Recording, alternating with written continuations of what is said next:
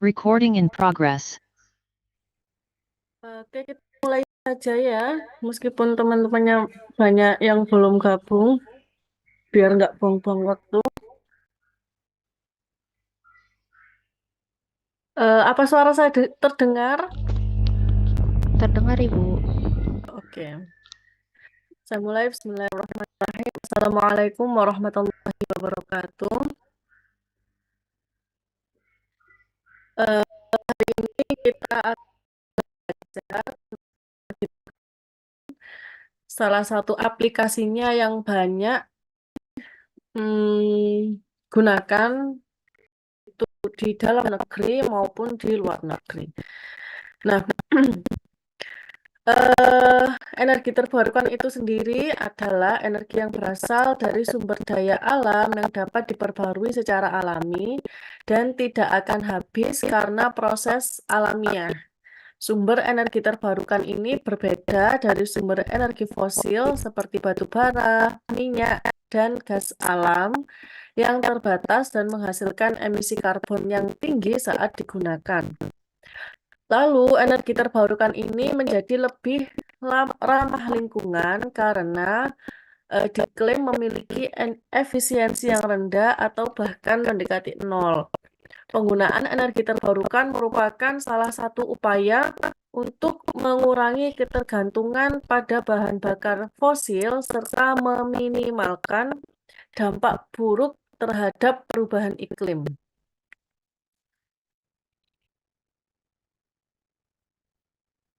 Nah, salah satu energi terbarukan yang akan kita bahas pada hari ini itu adalah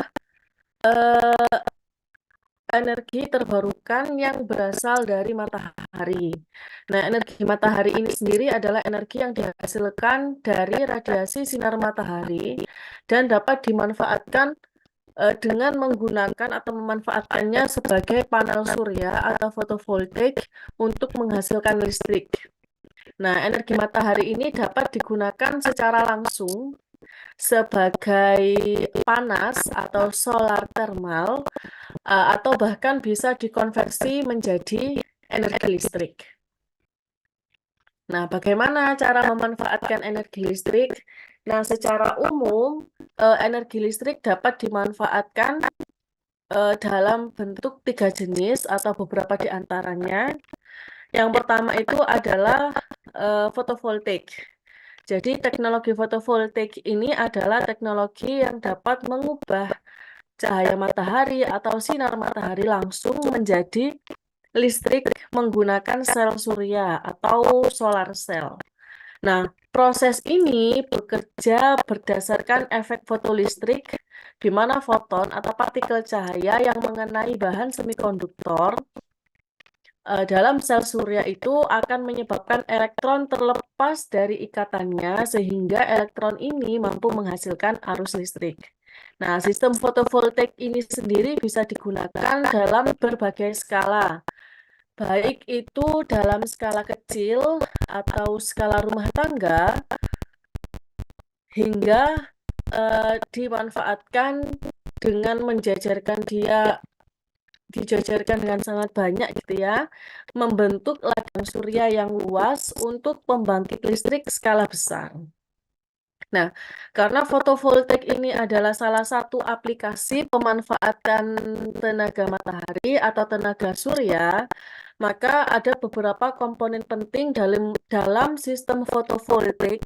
Yang pertama itu adalah sel suryanya, yaitu unit dasar yang dapat mengubah cahaya matahari menjadi energi listrik. Nah, ketika sel surya ini dijejerkan, dia akan membentuk sebuah kumpulan sel surya yang kita sebut sebagai panel surya. Jadi panel surya itu adalah sudah merupakan gabungan dari sel surya yang sudah disusun sedemikian hingga sehingga dia membentuk panel surya. Nah, lalu yang ketiga, selain panel surya, untuk membuat fotovoltaik itu kita memerlukan inverter atau mengubah arus listrik searah yang dihasilkan oleh panel surya menjadi arus bolak-balik yang digunakan untuk peralatan listrik. Nah, selain itu biasanya Sistem panel surya sekarang itu sudah lebih maju, sehingga selain inverter biasanya juga akan ditambahkan dengan sistem baterai, di mana nantinya cahaya matahari yang ditangkap oleh fotovoltaik itu bisa disimpan dulu ataupun bisa langsung digunakan. Lalu teknologi kedua yang memanfaatkan energi matahari itu adalah tenaga surya termal atau solar thermal. Nah, eh, tenaga solar thermal ini menggunakan panas dari sinar matahari untuk memanaskan cairan ataupun udara yang kemudian dapat digunakan untuk berbagai tujuan. Beberapa di antaranya itu adalah yang pertama sistem pemanas air. Nah, sistem ini menggunakan panel surya termal untuk memanaskan air yang digunakan dalam rumah tangga ataupun bangunan konvensional. Lalu yang kedua, ada pembangkit listrik tenaga surya termal atau yang disebut dengan concentrated solar power. Nah, sistem ini menggunakan cermin atau lensa untuk memusatkan sinar matahari ke area kecil, memanaskan cairan yang kemudian digunakan untuk menghasilkan uap dan menggerakkan turbin untuk menghasilkan listrik. Nah, CSP ini biasanya digunakan dalam skala besar untuk pembangkit tenaga listrik. Yang terakhir ada solar pasif atau tenaga surya pasif.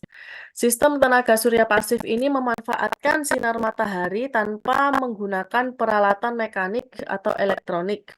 Ini sering diterapkan pada desain bangunan yang dirancang untuk menangkap dan menyimpan panas secara alami untuk penerangan dan pemanasan. Jadi energi matahari ini selain kita bisa manfaatkan langsung tanpa perlu peralatan-peralatan penunjang, juga bisa dimanfaatkan atau diolah kembali sehingga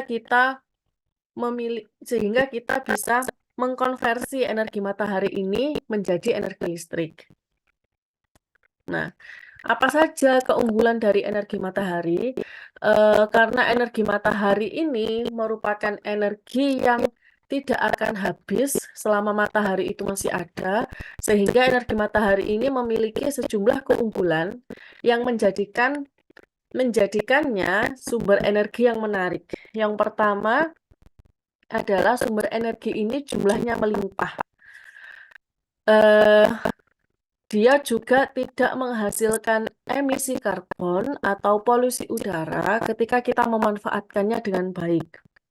Lalu yang kedua, karena sumbernya ini berasal dari matahari, maka energi ini sifatnya gratis karena kita tidak perlu membayar untuk energi matahari ini. Nah, dan setelah diinstalasi, energi yang dihasilkan oleh sistem energi matahari ini tidak memerlukan biaya tambahan kecuali biaya pemeliharaan. Lalu yang ketiga adalah beragam aplikasi. Jadi energi matahari ini bisa digunakan dalam berbagai kebutuhan seperti mengubahnya menjadi energi listrik atau hanya cukup digunakan sebagai pemanasan atau bahkan digunakan untuk destilasi air. Lalu yang terakhir, keunggulan dari energi matahari tentu saja energi matahari ini akan mengurangi ketergantungan kita pada bahan bakar fosil, di mana sampai saat ini pun bahan bakar fosil ini masih terus dipakai, gitu ya, sehingga kita memerlukan alternatif agar sedikit demi sedikit kita bisa beralih dari bahan bakar fosil yang jumlahnya nanti akan habis ke energi terbarukan. Salah satunya contohnya adalah energi yang berasal dari matahari. Sehingga nantinya energi matahari ini mampu untuk menjadi energi transisi menuju energi yang bersih.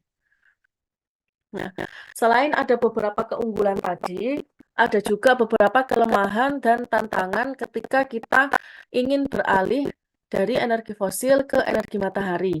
Nah, meskipun memiliki banyak keunggulan, tantangannya itu ada beberapa hal, yaitu yang pertama, ketergantungan terhadap cuaca. Jadi energi matahari ini sangat bergantung pada intensitas sinar matahari, yang berarti efisiensinya itu akan berkurang apabila di daerah tersebut itu berawan ataupun musim dingin atau di daerah-daerah dengan sinar matahari yang terbatas.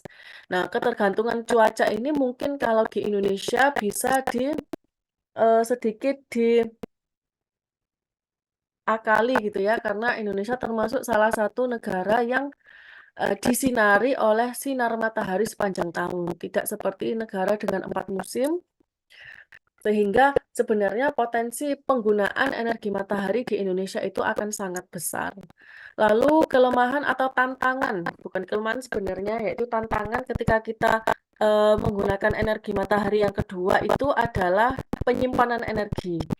Nah, matahari hanya bersinar atau muncul itu di siang hari, sehingga diperlukan suatu sistem yang dapat menyimpan energi matahari tersebut, misalnya dalam bentuk baterai, untuk menyediakan listrik di malam hari atau ketika cuaca tidak mendukung. Nah, teknologi baterai saat ini masih cukup mahal dan kebanyakan masih belum cukup efisien. Tapi bukan berarti tidak mungkin perkembangan teknologi baterai itu stagnan gitu ya. Jadi karena kebutuhan kita terhadap energi itu juga tinggi, otomatis nanti teknologi baterai itu juga akan berkembang seiring dengan permintaan. Lalu tantangan yang ketiga itu adalah biaya pemasangan awal yang tinggi. Nah, ini tidak bisa dipungkiri karena memang kenyataannya ketika kita pengen melakukan instalasi solar panel, itu yang kita pikirkan pertama kali itu adalah biaya awal yang tinggi. Meskipun biaya panel surya itu telah menurun secara signifikan, akan tetapi investasi awal untuk memasang sistem energi surya itu masih relatif mahal, terutama untuk skala besar. Jadi kalau misalkan untuk skala rumahan mungkin masih bisa diatasi gitu ya, tapi kalau misalkan untuk skala besar di Indonesia sendiri itu masih menjadi salah satu tantangan. Lalu ruang yang dibutuhkan. Jadi untuk memasang solar panel dengan jumlah listrik yang jumlahnya besar, maka panel surya yang dibutuhkan itu juga membutuhkan area yang sangat luas, yang mungkin tidak selalu tersedia di daerah-daerah padat penduduk. Jadi biasanya energi matahari ini akan memiliki peluang untuk diaplikasikan itu biasanya di daerah-daerah yang memang masih mempunyai lahan yang cukup luas untuk dipasang solar panel. Nah, ada beberapa jenis panel surya atau solar panel yang dikembangkan baik itu di Indonesia maupun di dunia. Itu. Jadi beberapa jenis solar panel yang digunakan itu dengan menggunakan sistem fotovoltaik dan dia memiliki karakteristik dan efisiensi yang berbeda. Jadi ini ada 3 jenis panel surya yang saya tampilkan. Sebenarnya ada banyak sekali kalau kalian pengen mencari tentang panel surya, ya. Yang pertama ada panel surya monokristalin atau monokristalin panel surya. Nah, panel surya monokristalin ini sesuai dengan namanya bahwa panel surya ini hanya terdiri dari atau terbuat dari satu jenis kristal silikon. Jadi memang panel surya monokristal ini isinya hanya silikon, ataupun kalau misalkan kita mau pakai bahan yang lain seperti germanium atau indium dan lain sebagainya, itu hanya terdiri dari satu kristal saja. Tuh. Nah, efisiensinya ini cukup tinggi, yaitu sekitar 18-22%. Nah, keunggulannya apa? Keunggulannya, panel surya jenis monokristalin ini memiliki efisiensi yang lebih tinggi dibandingkan dengan jenis yang lainnya dan membutuhkan lebih sedikit ruang. Akan tetapi kelemahannya, karena dia efisiensinya lebih tinggi dan cara membuat panel surya monokristal ini agak sedikit lebih sulit daripada panel surya polikristalin, otomatis harga jualnya itu akan sedikit lebih mahal karena proses produksinya itu yang lebih susah gitu. Lalu yang kedua ada panel surya polikristalin. Kalau panel surya monokristalin itu terdiri dari hanya satu jenis kristal, kalau yang polikristalin ini terbuat dari beberapa kristal yang ada di dalamnya. Nah, efisiensinya ini dia lebih rendah dari dibandingkan panel surya monokristalin, yaitu sekitar 15-17%. Keunggulannya, biaya produksinya itu menjadi lebih rendah dibandingkan dengan panel surya monokristalin. Lalu kelemahannya, dia membutuhkan lebih banyak ruang karena efisiensinya yang lebih rendah. Tuh. Lalu yang ketiga ada panel surya thin film atau film tipis. Nah, panel surya ini dibuat dengan menempatkan lapisan tipis pada bahan fotovoltaik seperti kadmium telurida atau silikon amorf di atas permukaan seperti kaca, plastik, atau logam. Jadi kalau panel surya thin film ini kita sudah punya base-nya seperti kaca, plastik, atau logam, lalu di atasnya itu dilapisi dengan bahan semikonduktor. Tuh. Jadi tidak membutuhkan template sebenarnya. Nah, akan tetapi panel surya jenis ini memiliki efisiensi paling rendah, yaitu sekitar 10-12%. Keunggulannya itu dia lebih fleksibel dan ringan, bisa digunakan di permukaan yang tidak rata atau tempat-tempat di mana panel kristal tidak cocok. Nah, kelemahannya dia membutuhkan lebih banyak ruang dan tidak seefisien jenis kristalin. Nah, selain jenis-jenis panel surya ini, ada juga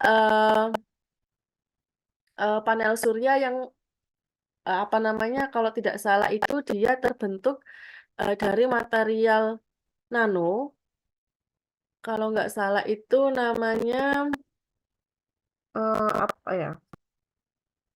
Ada pokoknya. Jadi solar cell itu dibentuk dari salah satu material nano. Jadi kalau di sini bahan dasar pembuatan solar cell atau solar panel itu adalah silikon, maka ada solar panel yang dibuat dia juga dari silikon, tapi silikonnya ini dibentuk dalam bentuk quantum dot. Gitu. Salah satunya seperti itu. Atau bisa dibuat dari karbon yang dia bentuknya nanodot. Itu otomatis nanti jenis-jenis panel suryanya ini bukan hanya ini, ada beberapa jenis yang lain dan efisiensinya mungkin bisa jadi lebih tinggi daripada panel surya yang kita bahas ini. Akan tetapi kelemahannya jenis panel surya yang seperti itu adalah biaya produksinya yang jauh lebih mahal daripada panel-panel surya ini. Gitu. Nah, energi matahari ini bisa diaplikasikan di mana saja sih? Yang pertama, energi matahari bisa diaplikasikan dalam pembangkit listrik rumah tangga. Panel surya yang dipasang di atap rumah itu bisa menghasilkan listrik yang bisa langsung digunakan ataupun disimpan dalam bentuk baterai untuk keperluan di malam hari. Nah, panel surya jenis ini memungkinkan rumah tangga untuk mengurangi ketergantungan pada jaringan listrik publik dan menurunkan tagihan listrik. Jadi meskipun memang menurunkan tagihan listrik, kendalanya adalah instalasi awalnya yang memang agak mahal. Cuman kalau misalkan kita bisa merawatnya, memaintenance dengan baik, maka panel surya ini akan menjadi salah satu keringanan ketika kita mempunyai tagihan listrik yang cukup besar. Lalu yang kedua bisa digunakan sebagai pembangkit listrik tenaga skala besar. Nah, di daerah-daerah yang kaya sinar matahari, pembangkit listrik tenaga surya skala besar atau solar farm dapat menghasilkan listrik untuk ribuan atau bahkan jutaan rumah. Ladang surya ini sering menggunakan panel surya yang dihubungkan ke jaringan listrik publik. Lalu yang nomor 3 bisa digunakan sebagai pemanas air tenaga surya. Yang keempat bisa digunakan sebagai teknologi seluler atau portable. Bagaimana itu? Jadi energi surya ini bisa diterapkan dalam produk-produk portable seperti pengisi daya tenaga surya untuk ponsel, senter surya, dan alat-alat elektrolit lainnya yang dapat diisi ulang menggunakan sinar matahari. Lalu yang terakhir itu bisa digunakan dalam irigasi dan pertanian. Energi matahari ini dapat digunakan untuk menjalankan pompa air irigasi di daerah-daerah pedesaan yang jauh dari jaringan listrik. Ini sangat bermanfaat untuk membantu petani dalam mengairi ladang mereka secara berkelanjutan. Ya. Perkembangan dan inovasi dalam energi matahari. Jadi teknologi energi surya ini akan terus berkembang. Beberapa inovasinya itu meliputi yang pertama itu adalah sel surya berefisiensi tinggi. Nah, peneliti sedang melakukan untuk penciptaan sel surya dengan efisiensi yang lebih tinggi daripada yang kita bahas tadi, termasuk menggunakan bahan-bahan baru seperti perovskite. Jadi ada jenis solar cell itu namanya perovskite solar cell, strukturnya perovskite, dan itu diklaim memiliki efisiensi yang lebih tinggi daripada solar cell yang pada umumnya kita kenal. Lalu yang kedua ada solar window. Teknologi yang memungkinkan jendela menjadi panel surya. Sehingga bangunan tersebut dapat menghasilkan energi sambil memaksimalkan penerangan alami. Nah, kalau selama ini yang saya tahu kalau di Indonesia itu bukan solar window, tapi biasanya di atap-atap rumah itu ada yang memang sudah menggunakan solar cell atau solar panel untuk memenuhi kebutuhan listriknya. Mungkin sebagiannya, tapi itu akan jauh lebih membantu daripada kita hanya memanfaatkan listrik dari energi fosil. Lalu yang terakhir itu baterai surya yang jauh lebih baik. Jadi kemajuan dalam penyimpanan energi seperti baterai lithium ion akan menjadi lebih efisien dan akan membantu mengatasi tantangan penyimpanan energi dari sinar matahari. Jadi perkembangan solar cell itu ternyata sudah berjalan dengan cukup baik dan cukup pesat dengan inovasi yang sudah lebih banyak daripada awal sekali solar cell itu ditemukan. Nah, lalu negara-negara mana sajakah yang sudah mulai beralih menggunakan energi matahari? Jadi ada beberapa negara-negara di dunia ini yang mereka itu sudah mulai beralih dari energi fosil ke energi terbarukan. Salah satunya ini adalah solar cell. Nah, negara-negara ini telah melakukan investasi secara besar-besaran dalam infrastruktur energi matahari dan menunjukkan kemajuan signifikan dalam penerapannya. Nah, ini adalah beberapa negara yang telah memanfaatkan energi matahari secara signifikan. Yang pertama adalah Jerman. Jelas, jadi kita tahu bahwa Jerman ini adalah pusat teknologi, sehingga di mana penggunaan energi terbarukan, salah satunya solar cell itu akan menjadi sangat mudah di negara ini. Karena Jerman ini merupakan salah satu negara pelopor dalam penggunaan energi matahari. Energi ini telah lama mendukung transisi ke energi terbarukan melalui kebijakan pemerintah Jerman yang mendukung energi bersih. Nah, program Energy Wind Jerman bertujuan untuk menggantikan energi nuklir dan bahan bakar fosil dengan energi terbarukan, termasuk salah satunya adalah energi matahari. Jerman telah menjadi salah satu negara dengan kapasitas pembangkit tenaga surya terbesar di dunia. Jadi tidak heran Kenapa di Jerman teknologinya sangat maju karena sudah didukung dari berbagai sisi, dari pemerintahnya, dari masyarakatnya, dari ilmuwannya, sudah sangat berkolaborasi untuk meningkatkan teknologinya.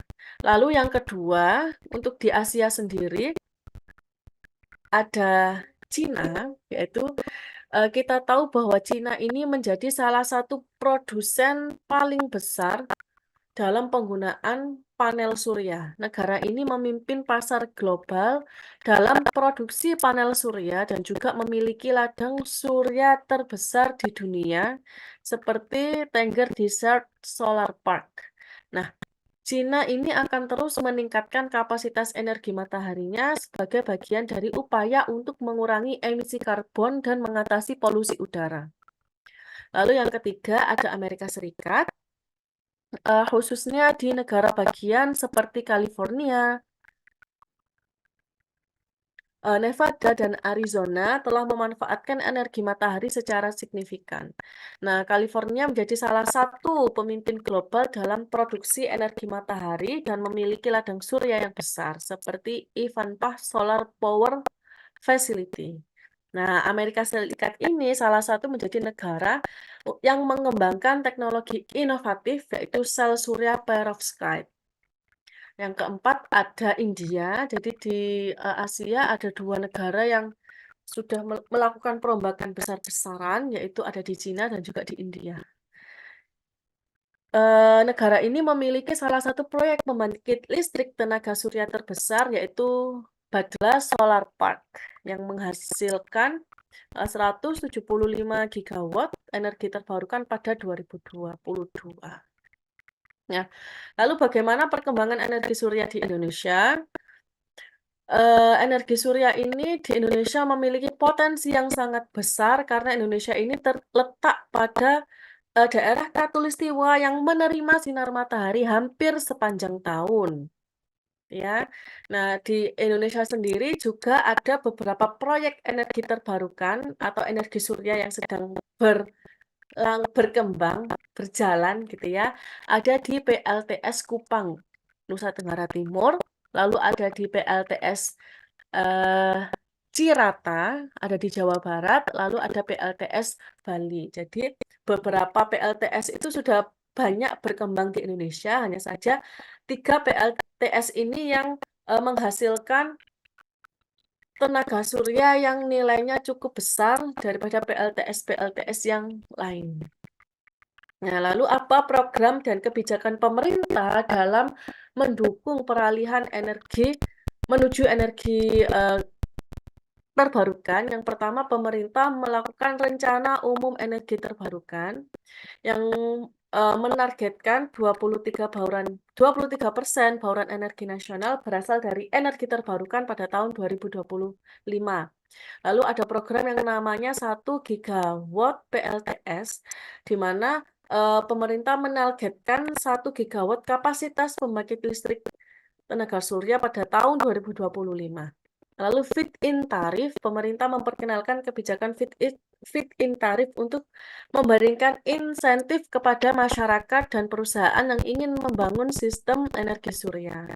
Yang terakhir ada program Surya Atap, di mana pemerintah mendorong pemakaian panel surya di atap-atap bangunan perumahan dan komersial sebagai bagian dari insentif. Lalu tantangannya yang harus dijalani itu adalah yang pertama adalah biaya investasi yang tinggi, lalu yang kedua adalah regulasi dan kebijakan, tiga kurangnya infrastruktur dan penyimpanan energi, dan keempat adalah kesadaran dan pemahaman publik. Jika keempat faktor ini menjalankan perannya masing-masing, maka tidak apa namanya bukan tidak mungkin Indonesia nantinya akan menjadi salah satu negara dengan penghasil atau membuat pemakai energi surya terbesar. Karena potensinya juga cukup besar di Indonesia. Lalu apakah langkah-langkah yang bisa kita ambil ke depan? Langkah-langkah yang bisa kita lakukan adalah yang pertama adalah pengembangan kebijakan yang lebih mendukung investasi infrastruktur dan teknologi dan juga adanya edukasi dan promosi energi surya. Jadi langkah-langkah yang bisa kita lakukan ke depannya untuk mengatasi tantangan-tantangan di atas adalah sebagai berikut. Nah, jadi kesimpulannya, Indonesia ini memiliki potensi yang sangat besar untuk mengembangkan energi surya karena posisi geografisnya yang strategis dan kaya akan sinar matahari. Meskipun perkembangannya masih relatif lambat dibandingkan dengan beberapa negara lain, pemerintah sendiri sudah berupaya untuk mendorong penggunaan energi terbarukan dengan menggunakan kebijakan yang tepat, investasi yang lebih besar, dan meningkatkan kesadaran masyarakat Indonesia. eh, Sehingga Indonesia nantinya dapat menjadi salah satu negara terdepan dalam penggunaan energi surya di masa depan. Nah, bahan diskusi kita adalah ini, yaitu bagaimana sinar matahari yang melimpah di Indonesia sepanjang tahun memberikan potensi yang besar untuk pengembangan panel surya. Lalu yang kedua, daerah mana saja yang memiliki potensi terbesar untuk dikembangkan menjadi pusat energi surya. Seperti di kawasan timur Indonesia yang memiliki paparan sinar matahari intens. Lalu yang terakhir, coba berikan contoh dari aplikasi panel surya yang ada di tempat tinggal kalian atau di kampus sekitar kalian. Silakan cari fotonya, kalian fotokan, lalu kalian deskripsikan itu jenis solar cell yang bagaimana. Nah, sekian presentasi ini. Apabila ada pertanyaan nanti bisa lanjut di WA ya, karena waktunya sudah habis.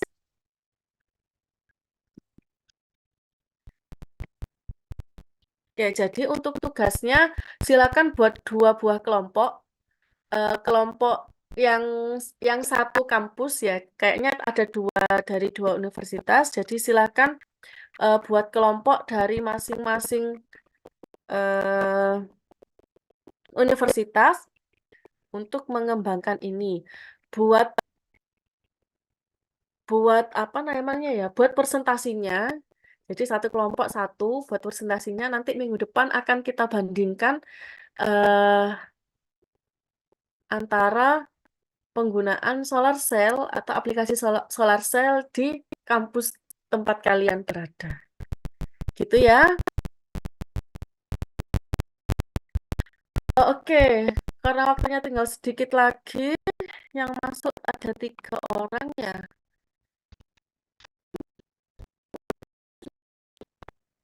Iya?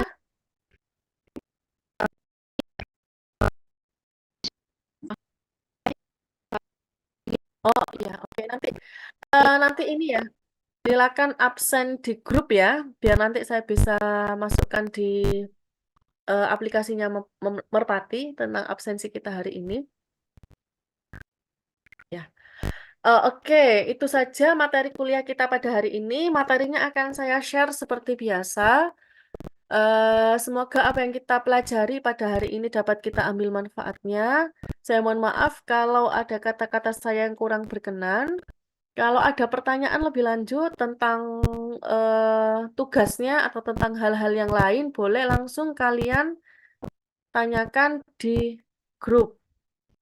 Oke, saya akhiri. Assalamualaikum warahmatullahi wabarakatuh.